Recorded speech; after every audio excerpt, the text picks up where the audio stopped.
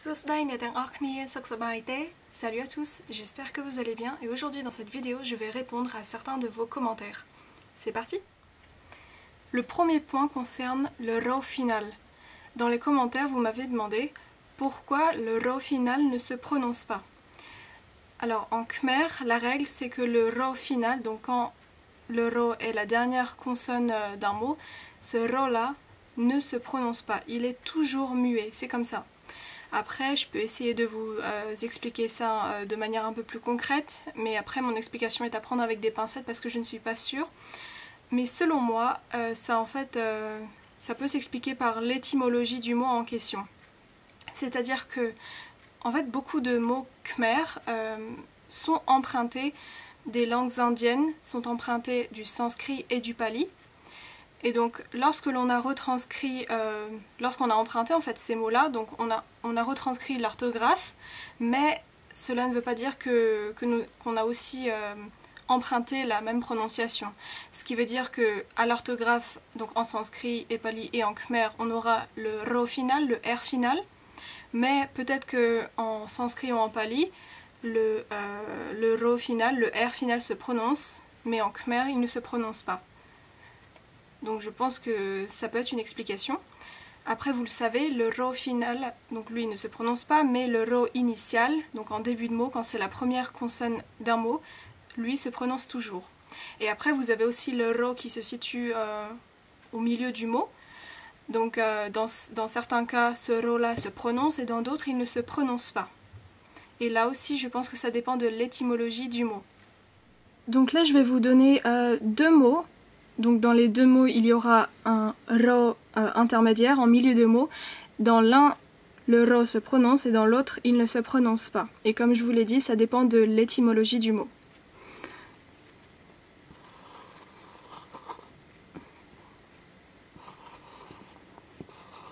Donc voici le premier mot. Et je vous donne d'emblée le deuxième.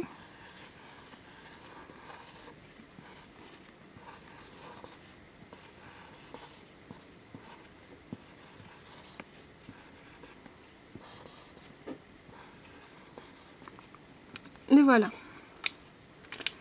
Donc, on a le premier mot, sa, say. Sa, say. Ce mot-là veut dire écrire. Donc, vous le voyez bien, on a deux rho. Le rho final qui ne se prononce pas, qui est muet. Et celui en milieu de mot, on va dire, et ici, sa, say, on n'entend pas le rho ici. On ne les entend pas du tout. Sa, say. Donc celui-ci, ça veut dire écrire. Say. Après, le deuxième mot, donc on a aussi deux rho. Le rho final, comme d'habitude, est toujours muet. Le rho intermédiaire, disons, celui-ci, dans ce mot-là, il se prononce. Et comment on lit ça? Saramonti. Saramonti. Saramonti qui veut dire le musée. Le musée. Donc je vais prendre une autre couleur pour bien vous montrer comment on prononce le mot. Donc on a sa, la première syllabe, ra, donc le rho à lui tout seul, sara, mon, no, et ti, c'est le reste. Le pied de consonne de to, la voyelle ai et rho. Saramonti. Saramonti, le musée.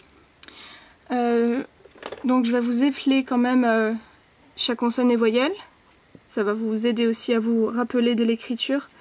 Sa, donc je vais vous l'épeler, pardon, selon l'ordre dans lequel ils s'écrivent, pas forcément dans l'ordre dans lequel ils se prononcent. Sa, rho, sra-e, sa, rho. Ça, c'est l'ordre dans lequel on les écrit. Sa, sra-a, rho, mo, no, chừng to, sra-e, rho. Sa, se, saramonti. Le deuxième point que je voulais aborder avec vous concerne la décortication des mots, en fait la lecture d'un mot qui semble compliqué, qui vous semble compliqué. Par exemple, il peut contenir consonne et voyelle, consonne, pied de consonne, consonne finale, ou encore consonne, pied de consonne, voyelle et consonne finale. Donc vous pouvez m'envoyer ces mots-là par mail ou dans les commentaires, c'est comme vous voulez. Comme ça je peux faire une vidéo avec tous les mots qui vous paraissent compliqués, je vous les décortique étape par étape. Comme ça vous y voyez plus clair et puis je pense que c'est mieux si ces mots-là viennent de vous. Parce que si je choisis des mots à votre place, ces mots-là ne vont pas forcément répondre en fait à votre problème. Donc c'est mieux si vous m'envoyez les mots qui vous posent problème. Je pense que ça vous sera beaucoup plus utile. Je vais vous donner le mot que la personne m'avait donné dans son commentaire. C'était le mot suivant. Kho, chừng tớ, sra nâng màu, ktam. Ça veut dire oignon.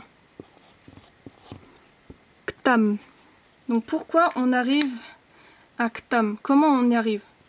Et comment lire en fait? Déjà vous avez kho et cheng tao. Vous avez cette première combinaison là. Kho cheng tao, ça fait kto. Pourquoi? Parce qu'on a deux consonnes fortes. Donc le tao ici, bien qu'il soit de la série o, il ne cède pas. Ça fait kto, kto. Après on a la voyelle, c'est la e.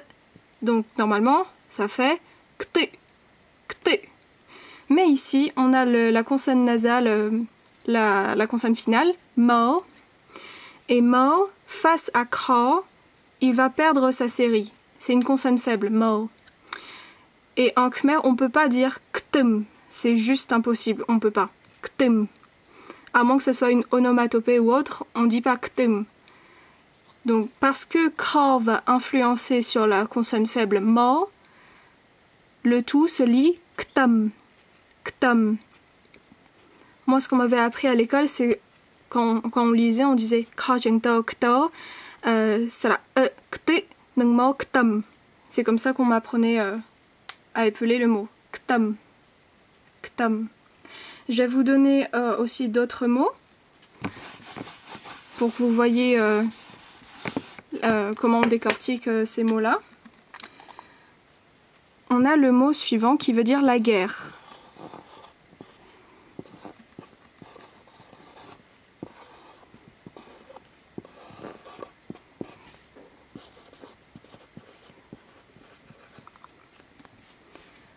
Ce mot-là. Donc déjà, pour décortiquer les mots, il faut savoir que la plupart des mots khmer, ce sont des mots bisyllabiques, c'est-à-dire qu'ils ont deux syllabes. Bon, après, il peut y avoir des exceptions. Il y a beaucoup de mots qui ont une seule syllabe et d'autres qui ont trois, voire plus. Mais dans ce cas-là, ce sont des mots empruntés. Mais les mots khmer, ce sont souvent des mots bisyllabiques ou sesquisyllabiques, mais là, j'entre pas trop dans les détails. Ça n'a pas d'importance ici. Ce mot-là, donc, il faut identifier les deux syllabes, deux parties.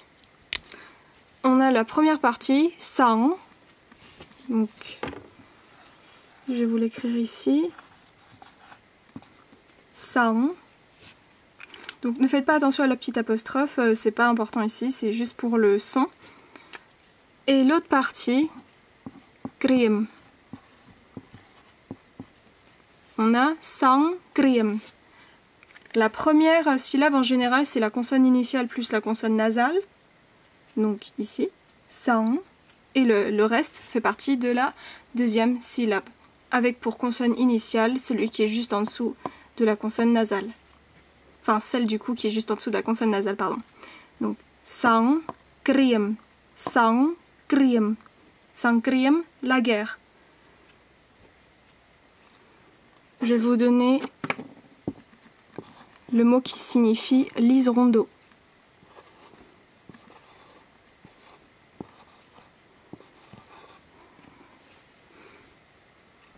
Donc ça c'est le liseron d'eau.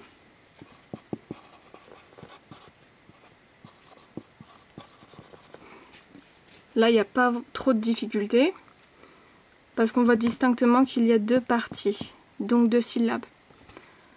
Tra, ta cheng ro, tra, ko sra ua, kua, nung no, kuan. Tra, kuan. Tra, kuan.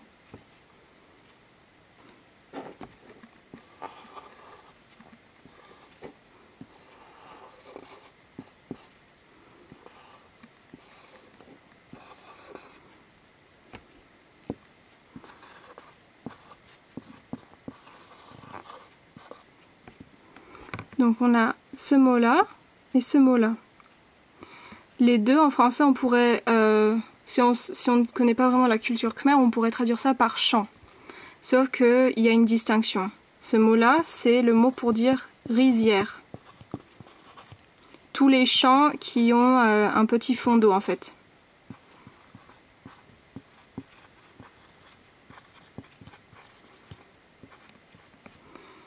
Voilà. Et ce mot-là, c'est le champ comme nous on connaît, où il n'y a pas de fond d'eau. Donc voilà pour le sens des mots. Le premier, cham ka, cham ka, cham ka. Comment on fait pour arriver à cette prononciation? On distingue la consonne initiale et la consonne nasale. Cham, et le reste fait partie de la deuxième syllabe. Ka sra a nung ro. Cham ka. Cham ka. Ensuite, pour ce mot-là, c'est plutôt simple. Sa, cheng ro, sra, sra, sra ai, srai. Srai. Ensuite, le troisième point de cette vidéo, ça concerne le vocabulaire avec la consonne ta. Donc la première, ta. Donc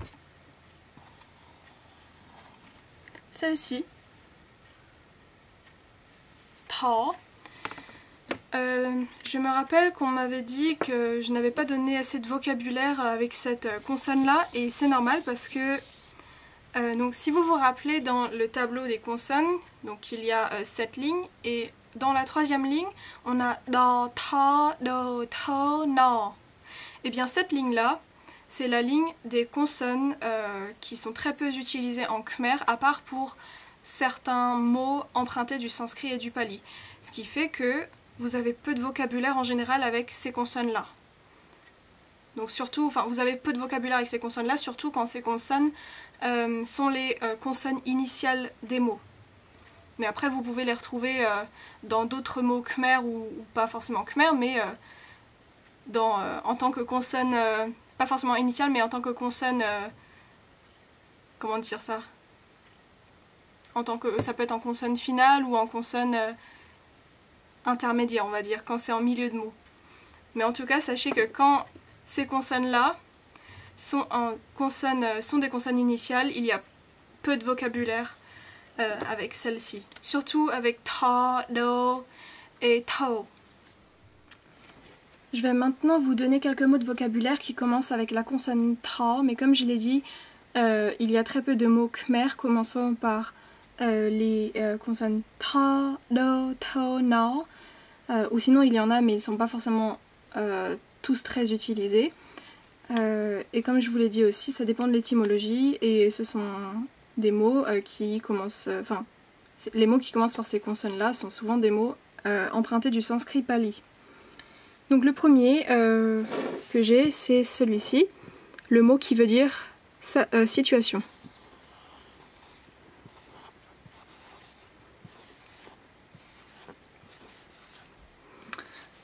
Donc on a deux parties, deux syllabes. Ta a tan, no tan. Po a pia, nung po piep. Tan piep. Mais en khmer, pour faire plus joli et comment dire, il est plus naturel en fait d'allonger la prononciation de la consonne nasale, de la consonne finale qui est dans la première syllabe pour la lier avec la deuxième. Donc au lieu de dire tan piep, on dit tan piep. Tan piep. Ce mot-là, selon le dictionnaire, ça veut dire situation. Mais on utilise plus couramment un autre mot qui est presque le même, mais par contre lui ne commence pas par ta.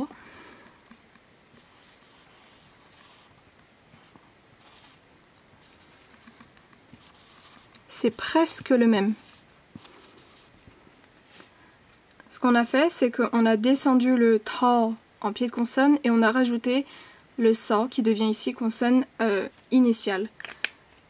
Ce mot-là, c'est satanpiep. Satanpiep. Donc, pour dire ce mot-là, on va faire en quelque sorte 3 syllabes. À l'oral, on a le se, tan, piep. Satanpiep. Et ici aussi, on n'oublie pas de faire la liaison avec le no. Satanpiep. On utilise plus couramment ce mot-là pour dire situation.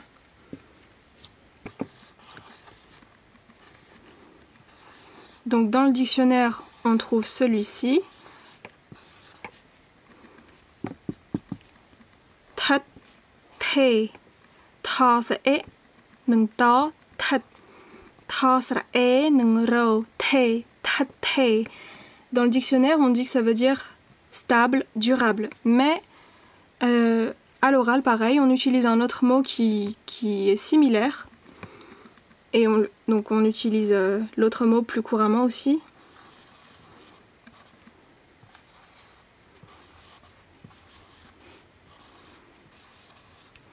Donc pareil, toujours 2 syllabes.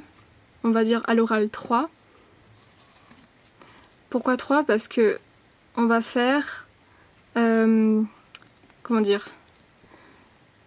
C'est un peu le même principe que satanpiep. À l'écrit, vous avez 2 syllabes, mais à l'oral, on va transformer ça en 3 syllabes, en 3 parties.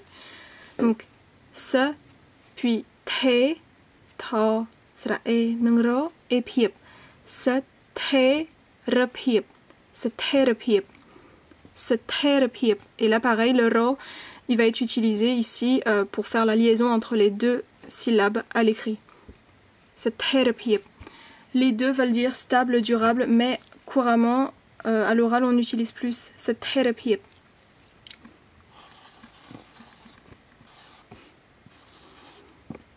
C'est le mot tana. Tana. Ta sa a ta. No. Jetpi. Nea. Mais vu que ta est une consonne forte et que no est une faible, il prend la série de a, donc na. Tana. Tana, c'est la position, le statut social. C'est le titre, la fonction, c'est vraiment statut social. Tana, ça on l'utilise beaucoup. Donc avec ta, on a celui-ci, tan, ta sa a, tan, no, tan. C'est un mot qui signifie la place, l'emplacement, le domicile, c'est le lieu, c'est l'endroit. Il est souvent utilisé en suffixe d'autres mots pour désigner un lieu. Par exemple, tan sua.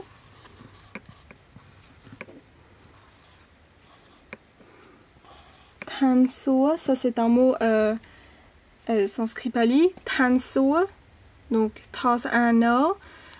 Première partie, deuxième partie, sa sera o, go. Et là on a un signe diacritique qui s'appelle robat, mais ne faites pas pour l'instant attention à ça. Donc on a ce mot tan soa, c'est le paradis, l'endroit du paradis. Tan soa, le paradis. Et un autre mot aussi qui commence par tan, donc vous pouvez peut-être le deviner. Tanoro. Tanoro. Et là, la prononciation ne suit pas forcément l'écriture parce que c'est un mot sanskrit pali. Tanoro. Oh non, je pense que c'est pas nécessaire ça. Tanoro. Tanoro. Et Tanoro, c'est l'enfer. On a aussi d'autres mots dans lesquels on peut trouver tan comme suffixe, qui marquent le lieu, l'emplacement. Par exemple, le mot restaurant, le lieu pour manger, c'est celui-ci.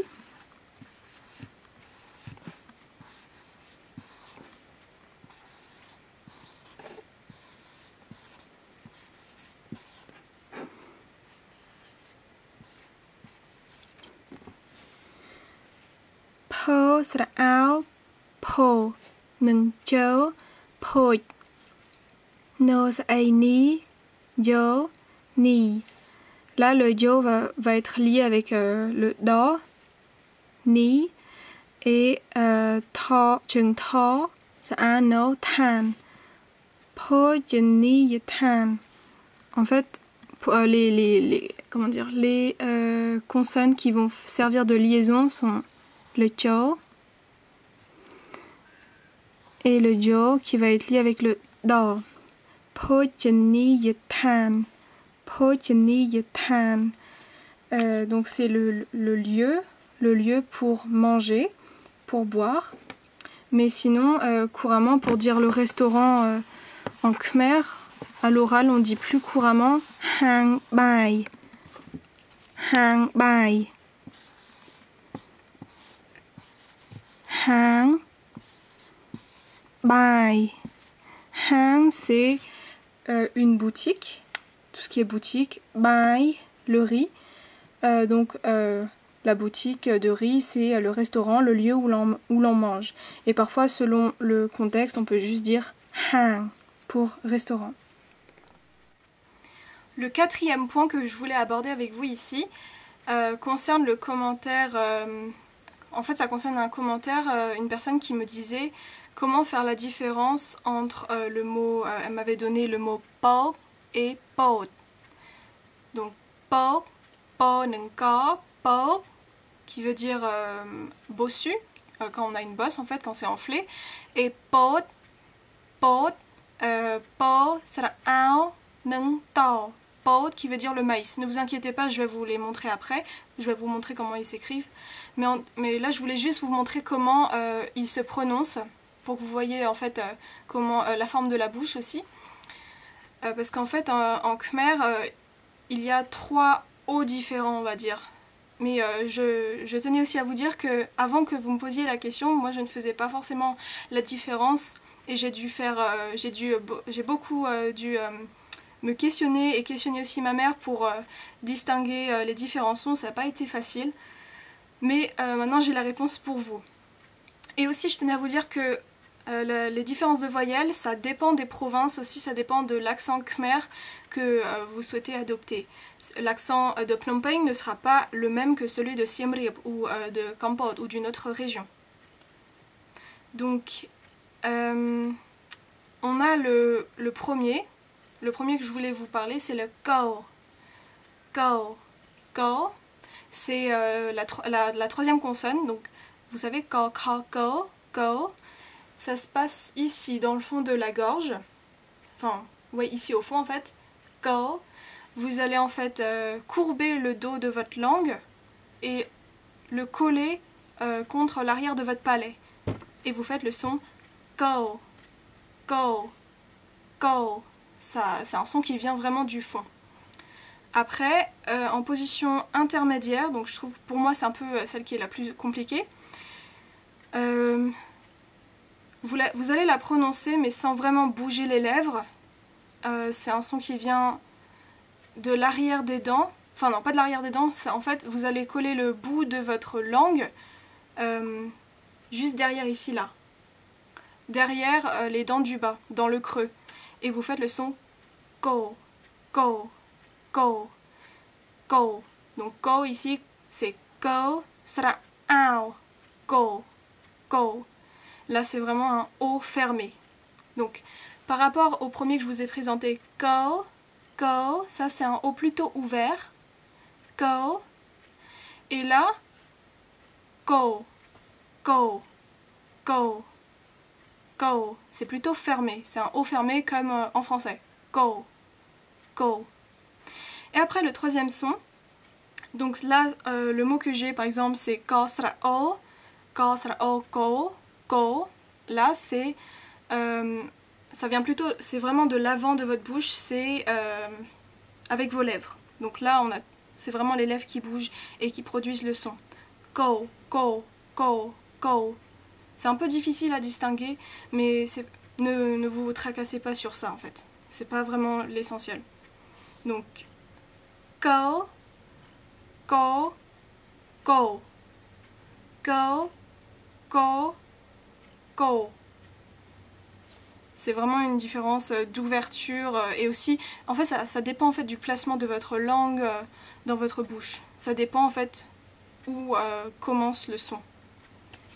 Mais bon, franchement, ne vous attardez pas sur ça. Donc voici le vocabulaire que je voulais vous donner concernant les différents sons O en khmer.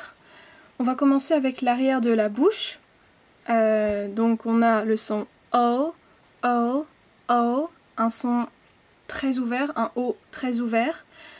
Comme je vous l'ai dit, vous allez en fait courber le dos, courber votre langue et faire en sorte qu'elle se plaque, qu'elle touche l'arrière de votre palais.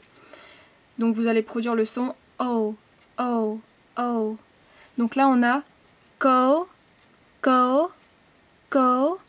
Go, c'est une personne muette, quelqu'un qui est muet, être muet. Go nung mo, gom, gom. Gom, c'est quelque chose qui est bossu, c'est une bosse, c'est aussi avoir le dos voûté. Bo nung go, bo, bo, bo, c'est ça désigne la bosse, avoir une bosse. Ouais, c'est ça, c'est la bosse, bo. Donc, go, gom, bo. Après, on avance un peu, on est toujours dans la bouche, mais pas au même endroit. Là, on se situe dans le creux qui est derrière les dents du bas. Et à cet endroit-là, en fait, on va placer la pointe de la langue contre les dents. On va faire en sorte que notre langue soit plutôt aplatie. Et là, ça correspond plutôt au O français, à un O très fermé. Et là, vous allez le prononcer, donc pas comme en français en arrondissant les langues, mais c'est vraiment avec votre langue que vous allez le prononcer. Il faut que les langues soient les plus immobiles possibles en fait. Elles ne doivent pas... en fait, elles sont en position normale. C'est vraiment derrière vos dents du bas que le son va débuter. C'est là qu'il commence à être produit. Donc, concrètement, ici, go sera ao, go, go, go, go, la vache. Go sera ao nung mo, gom, gom, gom. Gom, c'est la lampe, la lanterne que par exemple on fait flotter sur l'eau. Ça c'est gom, gom. Et après, bo sera ao nung to, boat, boat, boat. Boat, c'est le maïs. Go, gom, boat. Donc là, on est dans l'intérieur de la bouche et on utilise go comme consonne de base. Là, on passe à l'extérieur de la bouche. Ça se passe vraiment à l'avant. C'est vraiment vos lèvres ici qui vont produire le son. C'est pour ça que vos lèvres, en fait, quand on va prononcer ce O là, vos lèvres sont arrondies. Et on utilise ici non pas go, mais la consonne go. Donc, go sera O, go, go, go, go. C'est aussi un O ouvert, mais je trouve qu'il est quand même moins ouvert qu'ici, que go, go. Donc, go, go, comme dans, par exemple, Coca-Cola, par exemple, ça peut vous aider. Oui, c'est un O que vous prononcez avec vos lèvres, vous essayez en fait de projeter ce son vers le bas. Go, go, go, go. Ici, il n'y a pas vraiment de sens, je vous ai juste pris O comme exemple pour vous illustrer le son. Mais sinon, là on a un mot, c'est poli. Poli. Bo avec tmankadao, donc des guillemets. Sera o, ça fait po et pas bo. Donc on a un changement de son ici, en partie, enfin surtout à cause de ce signe-là qui est un signe diacritique. Mais pour l'instant, on ne s'en occupe pas, on verra ça dans la prochaine vidéo. On a la première syllabe po. Là, on a lo, sera ei, li, nungsa, li. Poli. Ça fait le S final produit un son H en fait. Enfin, un son aspiré plutôt. Poli. Poli. Poli, c'est la police. Poli. Donc, ko, poli. Donc, si on récapitule, ko, au fond de la gorge, ko, plutôt derrière les dents, et c'est un O fermé, O ouvert, O fermé, et là, avec vos lèvres, ko, ko, ko. Et le dernier point que je voulais aborder avec vous, c'est concernant une personne qui m'avait demandé pourquoi ne s'écrit d'une façon et pas d'une autre. Donc je vais vous montrer. Là on a le mot ne qui est un classificateur, c'est-à-dire c'est un mot qui permet de compter, de dénombrer les personnes ou les choses. Et donc ici, ne, c'est un classificateur qui dénombre les humains, les êtres humains, les personnes.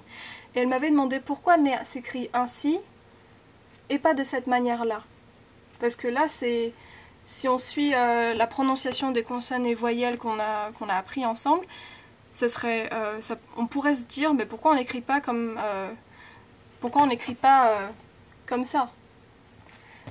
Et bien pour cela, je vais vous donner une explication un peu brève ici, mais vous aurez vraiment la réponse dans la prochaine vidéo qui portera sur les signes diacritiques. Parce qu'on a vu que ce qui a influencé dans la prononciation, c'est les consonnes, les voyelles, les pieds de consonnes, les consonnes fortes et faibles. On a aussi les voyelles indépendantes, mais c'est pas tout, il y a aussi les signes diacritiques. Ici, ne s'écrit avec cette orthographe-là, pas celle-ci. La raison, c'est à cause du banta, du petit apostrophe que vous voyez ici. C'est un des signes diacritiques qui influence, qui va jouer un rôle sur la prononciation du mot. Donc pour vous l'expliquer brièvement ici, on lit nea, ea. Vous avez le son ea, ea. Et d'où vient ce son-là? C'est parce que vous avez une combinaison donc d'une consonne de la série O plus la voyelle a, sera a, et ensuite vous avez ka plus banta. Donc si on enlève ce côté-là, si on garde que la voyelle c'est a et ka plus l'apostrophe, ça fait a, a. Mais ici on a une consonne de la série O, ce qui fait que le son devient ea. Ici, nea, nea. Si je remplace le no par une autre consonne de la série O, comme par exemple go, donc go plus sera un ka banta, ça fait kea, kea, kea. Et là, cette orthographe, elle n'est pas du tout acceptable. On ne peut pas, ça ne marche pas du tout. Donc voilà, comme je l'ai dit, vous aurez plus de détails sur les signes diacritiques dans la prochaine vidéo. Donc voilà, j'espère que cette vidéo vous aura plu, et sur ce, on se retrouve dans une prochaine vidéo. Bye bye!